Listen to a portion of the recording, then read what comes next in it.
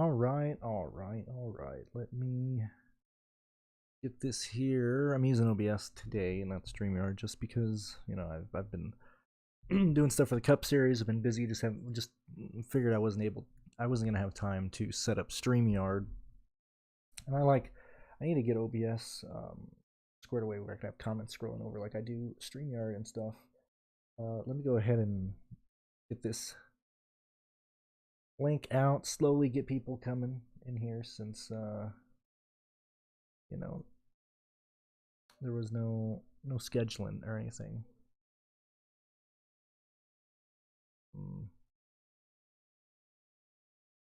I guess before people start hopping on here, if you are watching, what are you up to today? What type of cool and quirky things are you guys doing today or this evening? Or what did you do? What's up, Kay? Happy to have you here. Also, I've been wanting to put Martinsville on like everything I've done today. I don't know why. Not Richmond. Talking about.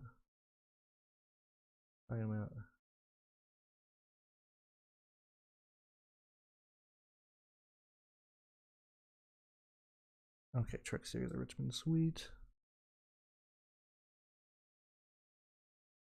So, I think that's a really, really good plan, and the reason is, actually, let me get this done, then we can go in and I'll talk about guys. What the heck, man?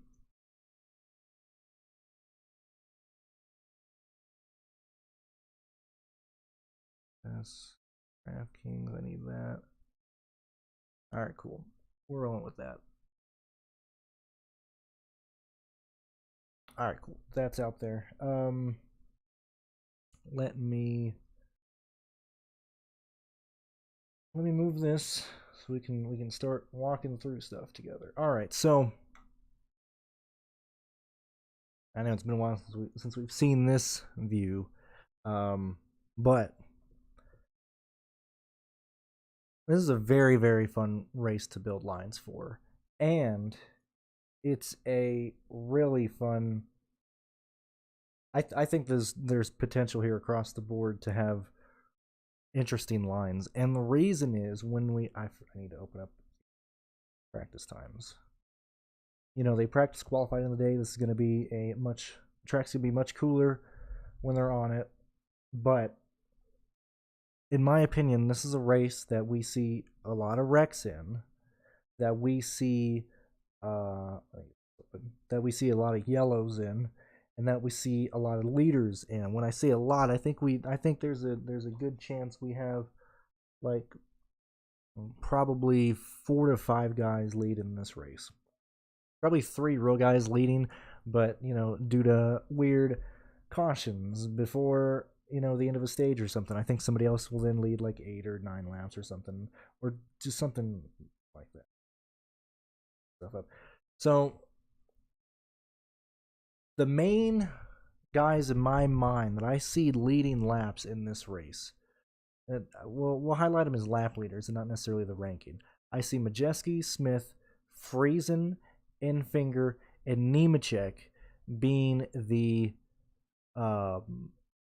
base. Like, we can easily see roads, not road, but like we can easily see routes where these 5 drivers lead laps in this race, to where things don't have to get crazy. Like, it's not, you wouldn't be surprised if Enfinger leads at some point in this race. You wouldn't be surprised if Friesen leads in this race.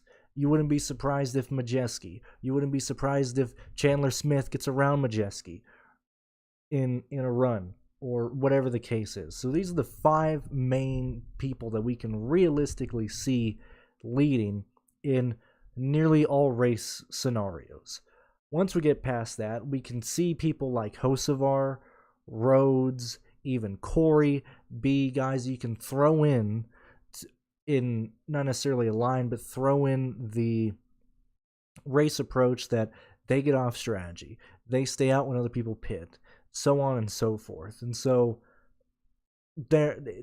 This is why I'm looking at this race having like a lot of leaders. Although just because it's a lot of leaders doesn't mean each leader is going to lead like 50 laps. I would look at it as probably you have one guy probably lead about 80 laps, another guy probably lead another 70, and then probably another guy leads like 40 or something. And by that point we're probably like just under 250.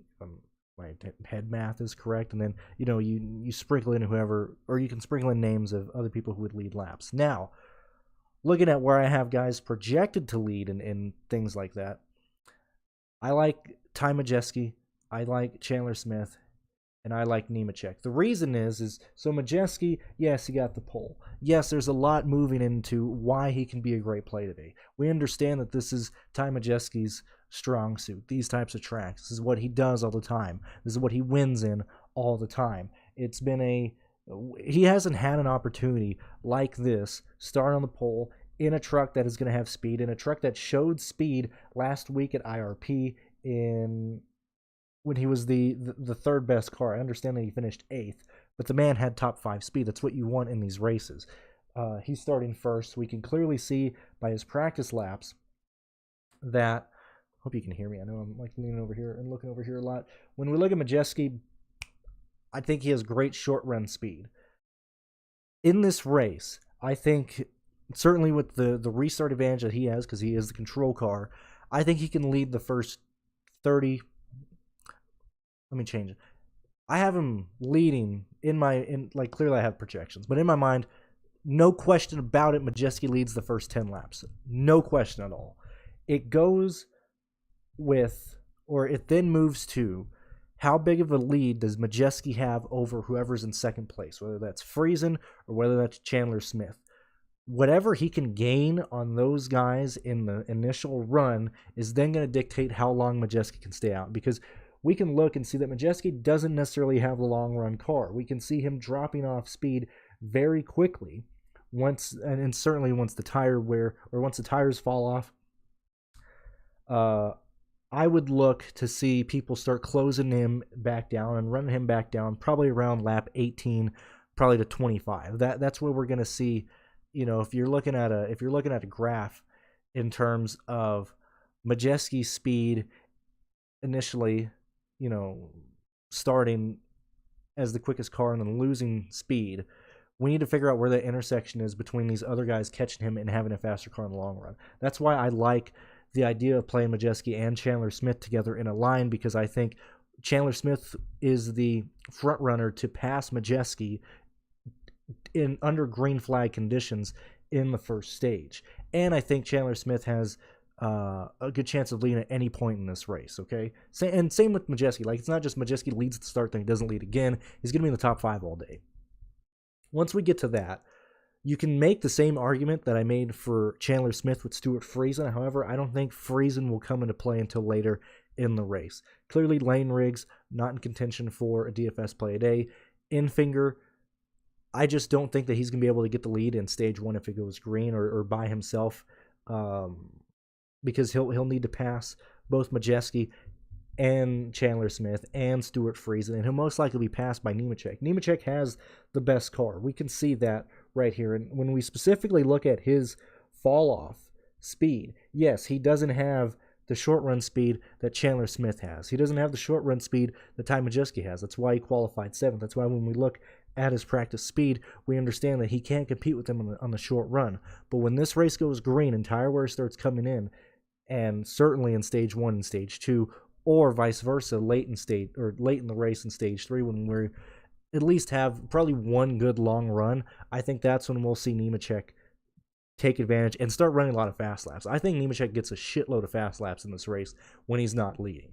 So now that the reason I'm taking so long to talk about these 3 guys is I think you need to make a decision, and I think I'm going to lean on playing Majeski, Smith, and Nemechek all on a line, because I would like to try and get as many of the 250 laps available to us for fast laps and laps led. I would like to try and get as many of those in my lineups as I can. I think these 3 guys are the front runners to get those. And this is a situation, sure, I might be throwing more darts out there, trying to land on whoever leads. But, okay, say say Chandler Smith never gets the lead and he finishes like, he finishes fourth, he gets like 10 laps led or 10 fast laps at the end of the race. But I had Majeski and he ran away with the race. Or Nemechek runs away with the race. Whatever the case is, even if two of my three guys, which would be two of these individuals here, if I have two of them that lead a majority of the race, you're going to be fine. You might not contend to be optimal, but you'll certainly be probably in a top 15 percent line, if not greater. And I think you could probably end up being a top 8% lineup contender if you just nail two of the three guys who leads laps in this race. And so if I'm playing cash, I would probably play both Majeski and Chandler Smith. If I'm leaning GPPs, which is what I'm doing, I would try and throw in a third guy that I think is going to lead laps.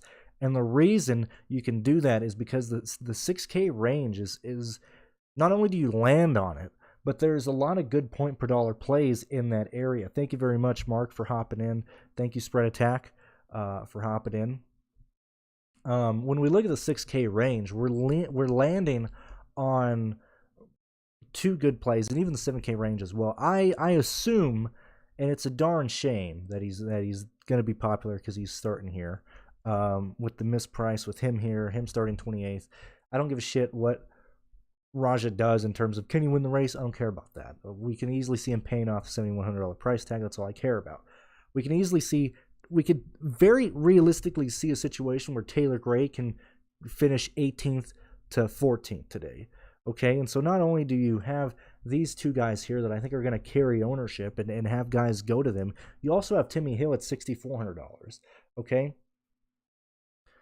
and so when you're chasing a line, whether it be taking three of these guys up top, whether it's taking two of them, whatever the case is, whatever build you're using, and the fact that we've kind of lost the bottom part of the salary with the guys not qualifying for this race, it leads most builds to a very balanced type of build, whether you're staying with two guys in the 6K range, two guys in the 7K range, whatever the case is. What is going on here? Oh, they're riding on Porter Truex. I was like, why am I just hearing engine noise?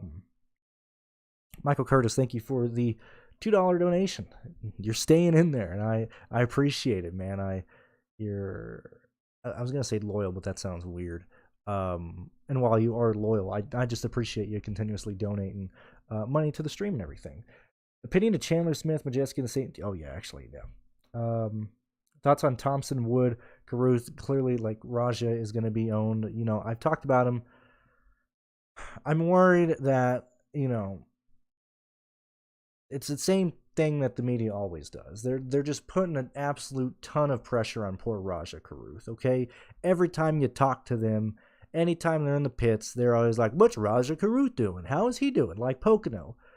Tons of emphasis on Raja Caruth. Then he destroys him in another car. And then they're like, Raja, what are you doing? Why are you race? Like, if Raja can just race the way I know he can race and not get in his own head and not try and self-clear himself or get in the wall, Raja's going to finish around 14th to 12th today. Okay?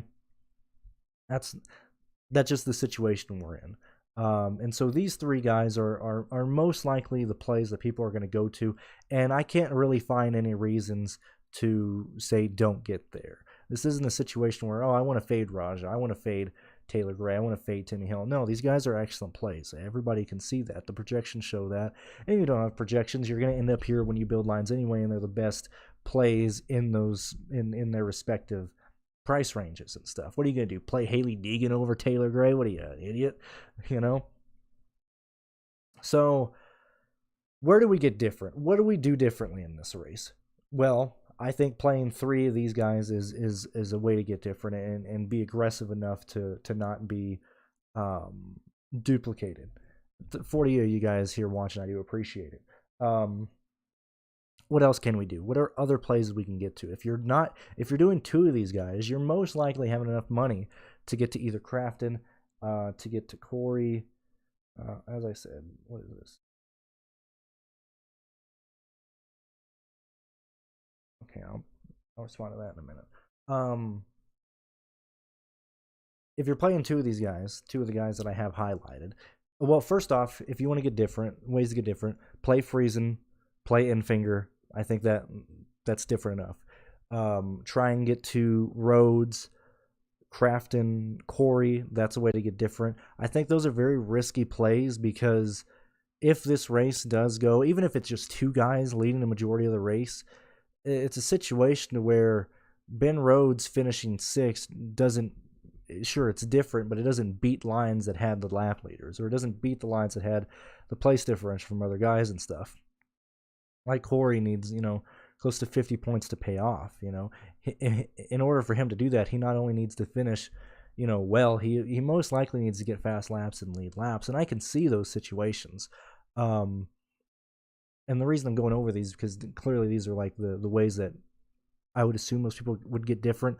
The way that I want to get different is trying to limit my exposure to these three in lines, not necessarily like my own ownership on them, but trying to stick to trying to just have two of these guys in a line instead of three of them, or even one, depending on where you're at. But you just end up landing in this range where you're most likely going to be able to take two of them, and I think that's fine. But I understand I have Nick and Josh here. I can switch them out, or Josh is starting 35th and Nick is starting 34th. Doesn't necessarily matter in terms of that. When we look at these gentlemen down here, as I said, I think this race has wrecks. We saw IRP get quite stupid. We've seen Richmond get dumb in the past. I think it's not pointless, and it's not me being lazy, but I think we can easily project both of these guys to finish 26th, 27th in Wreckfest types races. And so I think getting to Nick is a way that I would want to get different versus sacrificing potential lap leaders versus sacrificing potential chalk that will more than likely come through with Raja and Timmy Hill. I would try and get different in the low value range. And I think Nick is a situation that is worth getting there. I think Blaine Perkins is a situation worth getting there. I understand Blaine Perkins starting 23rd is a bit scary, him at 5,400, but the value and your cheapest guy in your line is, I think that's where you should take the risk at in this race. I think that is the way to get different, and so I understand that, Lawless Allen is very ugly, and the guy is terrible, and he sucks, and blah, blah, blah. But you can play Lawless Allen with a very chalky, but a very, high percent chance to be a top 5, scoring line in terms of percentages in your contest side. I hope that makes sense. Am I making sense there? The place to get different, in my opinion, today is with your cheapest guy and where you go from there. I think that's the way to get different. And so let's go ahead and start ranking everybody here. When we start looking at, let me clear these off now. So clearly, I think Friesen is worth a shot, especially if you're doing multiple lines in this race. I think Friesen is certainly worth a shot. I'm not going to end up playing Lane. That was last week. You have to be ahead of the curve on these. Now, everybody understands how Lane Riggs is. And I do hate that the broadcast is like, man, Lane did an awesome job last week, and that guy was fast. We looked at it in the video. We looked at his laps. He just rode in the back. He was safe. But just because he finishes 7th now, it's like, oh my God, he ran great the whole race. Like, come on, Fox. Come on, Vince. Up there. Come on, Mikey. What you doing, buddy? He wasn't up there competing for the win all day. He improved himself late in the race anyway. So I'm not playing Lane. Enfinger is very, very similar with Friesen. You're playing these guys to try and get different. Same thing with Zane Smith. I'm not playing Purdy. I'm not going to get to Eckes here. I'm not going to get to Matt. I'm not going to get to Tyler Anchor. I'm not going to get to Hocevar. I am very, very worried about Hocevar. You want to talk about guys just having a ton of pressure? Are we just on board on cars? Like, all I hear is just the motors just revving like crazy over on FS1. Anyway, Hocevar, I'm very concerned that, first off, he does something stupid. First off, he gets him and Howard. A lot of the time, like, people being like, oh my God, Ross Chastain and Denny Hamlin, anytime they're around each other, they're going to wreck each other. That's stupid, okay? Oh, but Brennan, Denny Hamlin put him in the fence at Pocono. Yeah, but it's not every single time they're around each other, they're going to wreck each other. Now, Howard and Hocevar, that is a situation to where, yeah, anytime they're around each other, Howard is most likely going to kick the shit out of Kosovar. Like, I would be furious if I was Howard. That and everybody is against Kosovar here. Very very funny, man. The Hat Man's all happy and trying to be friendly, and then everybody's just hating on the guy, which I'd love to see. I love to just see like gigantic angry mobs go towards people. So Hocevar, probably like Bubba Wallace, very fragile mental state right now. I'm very worried about Hocevar doing something stupid in this race, so I do not want to play him. I don't even want to look at him. Moving on, let's see. I got some questions here. Doesn't seem like a lot of guys are sandbagging on long run. No, and well, you can't sandbag a long run here. How many trucks on the lead lap after stage one? If it goes green, I'd probably say 19, 17. Get a yellow, then probably like 25. Anyway, moving on. Austin Wayne Self, not going to do that. Ben Rhodes, this is where I wanna get to if I'm not playing 3 types of lap leaders. It would be these guys. So actually, I'm gonna put them as A's. I think they're worth getting to. As I said, I would personally prioritize Majeski, Smith, and Nemechek. But if you're not using 3 of those guys, you can use 2 of them and then pair them with these guys. And actually, if you're gonna probably not play one of the top 3 guys, I would probably lean to Chandler Smith, to be honest with you, because I think Nemechek wins this race.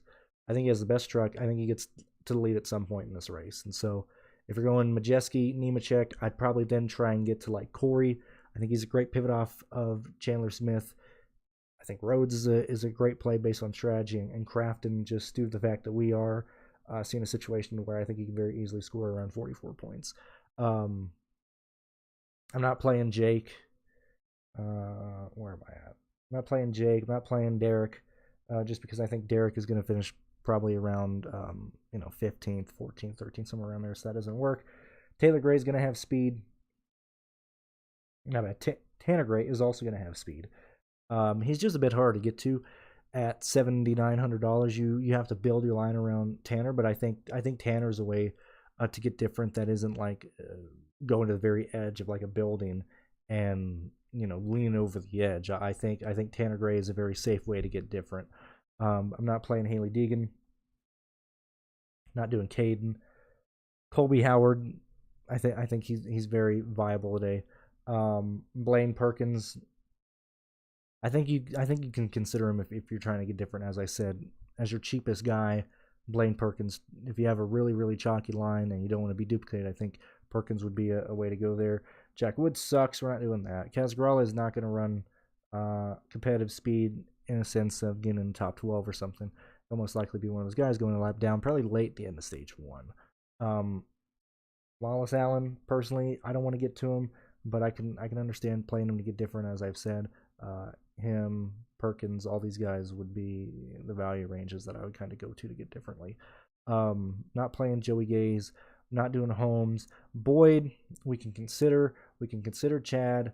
Rayum, I don't like his speed. I would much rather play Nick. And just before people get back, I know somebody's going to come in here and be like, can you switch them? Actually, Nick is starting 31st, 34th. All right, let me. I always mess it up. I always mess it up. I always hit the wrong thing. There we go. I think Nick is. I like Nick. In a race where I think we see wrecks, I think we see people get stupid, and the fact that now we're back at a track where we can actually run laps. Look at how many laps Nick ran. Like, are we just going to discount that? The man is clearly. I'm not worried about the vehicle. I understand. Like, we're not going to get there on him having speed. We're getting there on him making it through the race. I'm not saying he's going to repeat Nashville, but he survived Nashville with a car that was very slow. When we look at the speeds today, nearly, what is that, like 28 laps ran in practice. That's huge, especially when you compare him to Josh Rayum. Team car clearly having issues. And he's in the 33, which is the priority car for the Rayum brothers. I think Nick is in play more so than Chad, more so than Spencer Boyd. If you're looking for a cheap guy today that you just want to survive, that you're okay with taking 22 points from. Okay, there's going to be people, he might not get 5x, but a 4-9 from Nick, I would not be shocked to see Nick in the optimal line in a race where the optimal line is just like 3 gigantic lap leaders, Raja Caruth and then Timmy Hill. Like I wouldn't be shocked to see Nick be optimal or contend to be pushing somebody out of the optimal line. And so these are the guys that I would look at. These are the plays that I would be considering going to. Go ahead and check out the comments. Go ahead and check in. Let's see. And then the fall off was ridiculous. I'm assuming you just mean for. Well, I mean, the fall off here is huge. That's why, like, okay, I think Majeski can lead the first part of the stage.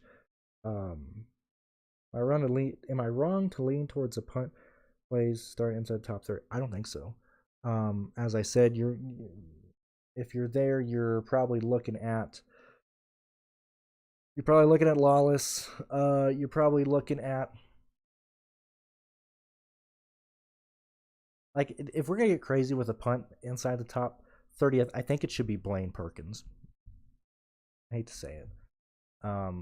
Or Lawless. It's Lawless or Blaine Perkins. They're both just eating crayons. That's a situation there. So if you don't want to do that, I think Nick is the next best play. There, if you especially if you need the salary relief, like if you're going all the way to the top, we talk about it for Cup Series, we talk about it in Xfinity, we talk about it in Truck Series. Whenever it's a short track, these bigger, and I understand it's 250 laps, it's not a gigantic race, but for the Truck Series it is, and those are the types of races where cheap punts usually try and fight to make their way into the optimal line due to the fact that you want to try and have actually, what is that? Usually don't waste time looking at it, but see, 250, so that is, oops, 250, that is 62.5 lap lead points and 112.5 fast lap points. Okay, we can probably remove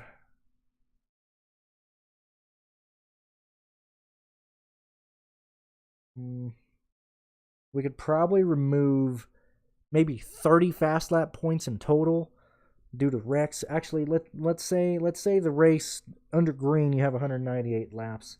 It's 1,900.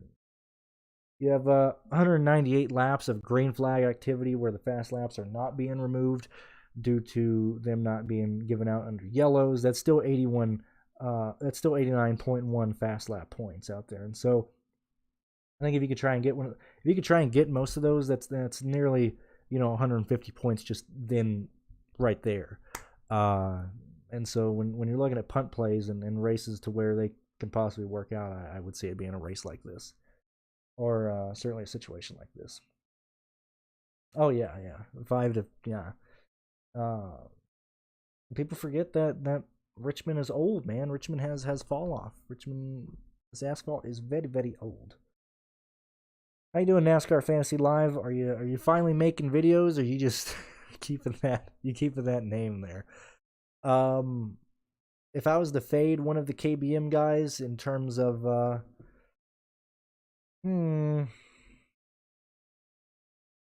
I think the first thing the clear guy is probably Corey. I think you remove Corey first from your player pool, but I think that I think you're not necessarily asking that question. In terms of Chandler Smith and Nemechek, I mean, it's a coin flip. I like Nemechek to win this race. As I said, I think he has the best car. And so for that, I would probably fade Chandler Smith. But this is me asking this specific question, or answering this specific question. I'm not saying, like, fade Nemechek, fade Smith, just to get different. I think all these guys are wonderful plays. I don't think Crafton will be chalky. It depends on what the builds are. I didn't see, at least based on my projections, I didn't see a lot of builds landing on Crafton when I ran the me tool that you get on Patreon. If you support Pearce and support myself, there's 52 of you guys here. I know some of you guys aren't on the Patreon. Consider joining. But I didn't see a lot of builds landing on Crafton, so I don't think he's going to be incredibly popular. I think probably the highest owned guy is probably going to be Raja. We'll see Timmy Hill up there. We'll see Majeski, Smith, and Nemechek certainly a top 8 in ownership, but that's where I'm at there. How long have we been live? We have been live for half an hour. That's not too bad. Yeah, man, this is a fun race. I am looking forward to this race, and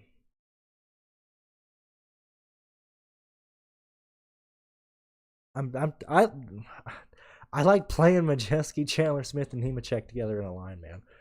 I think that's how I want to primarily focus on this slate, playing those 3 guys, hoping that Majeski leads. I mean, as I said, I'm concerned about him possibly trying to get past around lap 18 or 19, but I think he can build enough lead, and especially if he starts hitting lap traffic and able to get through them pretty easily, I think Majeski can lead 40 to 50 laps in this race.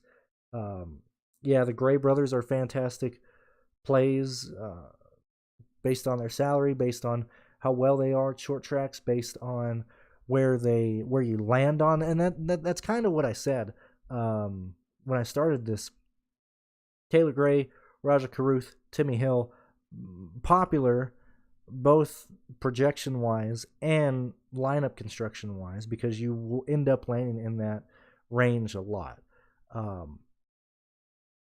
I was thinking out loud in Discord, in my head, trying to think of who has more ownership, Raja or Taylor Gray. And I understand that maybe I'm assuming that the field is smarter than it is, but I think they come in much closer than people think, because yes, Raja is chalky. He's in the Spire truck. We all know that. Taylor has, as I said, top 18 upside, is in a range that is pretty barren outside of Timmy Hill. Okay. Like I said, you're not playing Deegan, you're not playing Jake, you don't want to play Dean Thompson. If you have enough money for Taylor, you're not playing Jack Wood. And so I think Taylor Gray gets I think he gets a bump in ownership due to the fact that I understand some people might not want to play him, but he's going to get landed on a lot. So maybe, Raja Caruth has like 6% more ownership than Taylor Gray, but I think Taylor Gray is going to be extremely popular today.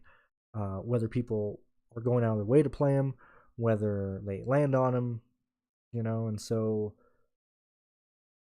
it goes back to what I said kind of when I first started, when I just had Taylor Gray, Caruth, and Timmy Hill on here highlighted. I would try and stay with 2 of them. I think playing all 3 is dicey. And I would try and go to the Timmy Hill and Raja play, because at least we're paying up for one of these guys, okay? And this is very much a splitting hairs, last guy in a lineup. I think more lineups end up going Taylor Gray and Timmy Hill because they're cheaper to get in. People aren't going to want to punt, and people like Raja Caruth, and you're going to be tempted to throw in, 2 6K guys, because outside of the 7K range, like, yeah, sure, if you're debating between Timmy Hill, then you can't afford Tanner Gray. What are the other 7K plays that are viable? I think it's just Raja. What is it, Kraus? He's a 300. Kobe Howard, and so, like I said, I don't know. I'm kind of just thinking out loud and stuff. Taylor Gray, Raja Caruth, Timmy Hill, can't, you're failing them to get different. It's very difficult for me to find any other argument against them other than that. Let's see.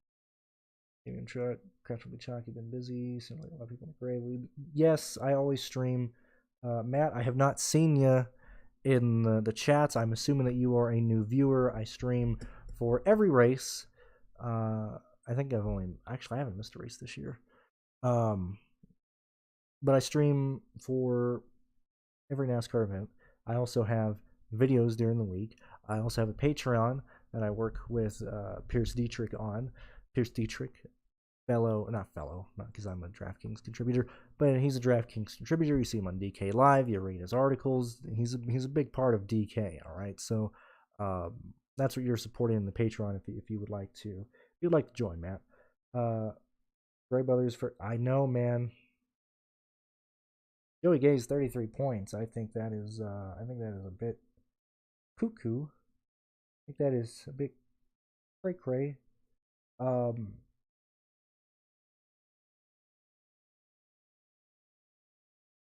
Right now I have Joey Gay's for 28 points.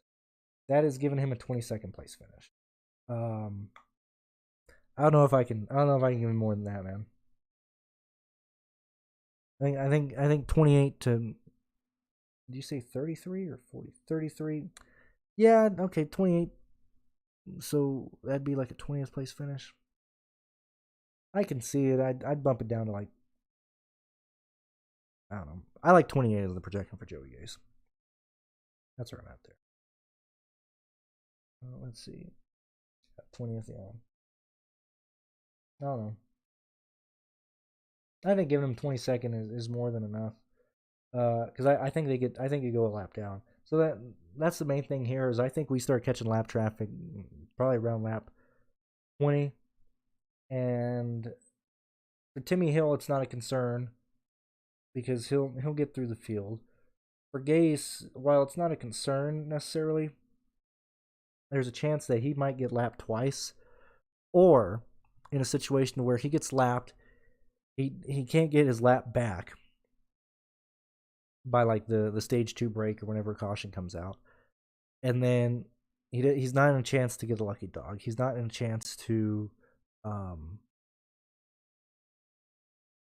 he could be stuck in like no man's land, like in a standings at some point in this race. Clearly you have the guys in lead lap, and you have guys 1 lap down, and he might be 1 lap down, and then we keep getting yellow, so he doesn't get lapped again, but he can't get his lap back, and then he has people who are slower than him 2 or more laps down. So I don't know. Joey Gay's is, like I said, I can't really project him more than 28 points today.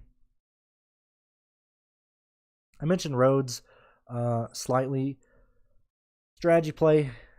You're playing Rhodes, Kraft, and Corey to get off of playing a 3rd lap leader. That's what it is. Do you want to go with a 3rd potential lap leader, or do you want to go with the place differential that Rhodes, Kraft, and Corey can provide? I think that's a situation where Rhodes works, and certainly if I see this race having a lot of yellows, that's a race that leans into Rhodes being in the top 5 at some point, due to strategy, due to pit calls, whatever the case is. I can't imagine Rhodes comes in like super high owned. Like I think we're gonna see probably 6 or 7 guys, probably above 25% ownership, and then just the whole fucking rest of the field is probably gonna be like 14 to 17. Like if you told me right now Ben Rhodes is like 18% owned, I'd believe it. I don't think there's a real reason to have more than that, or like the field have more than that, but I could be wrong. So that's where I'm at there, Mr. Sleepy Joe. How much time we got left for this event? Before this, I gotta go grab a pizza. I am wanting a pizza. I'm gonna go grab a Little Caesars for dinner, and then finish Cup Series projections. If you're part of the Patreon, Cup Series practice data, all that stuff is already up. You can look through the laps there. What else? We have... Man, my thing is so slow. Come on, we got 46 minutes until the Truck Series race starts. I think that's really it, guys. I went through the field. I told you the guys that I would have in the player pool, the guys I'd consider. I think all the situations where I would consider certain plays, and I don't know. I'll end it with I think Nick's an interesting place to get different. I think playing 3 lap leaders is the way to get different that I want to be with, or that I want to be on. And that's where I'm at there. Thank you guys very much for watching. Best of luck, and I will see you guys tomorrow morning for the Cup Series video. So I'll see you guys then.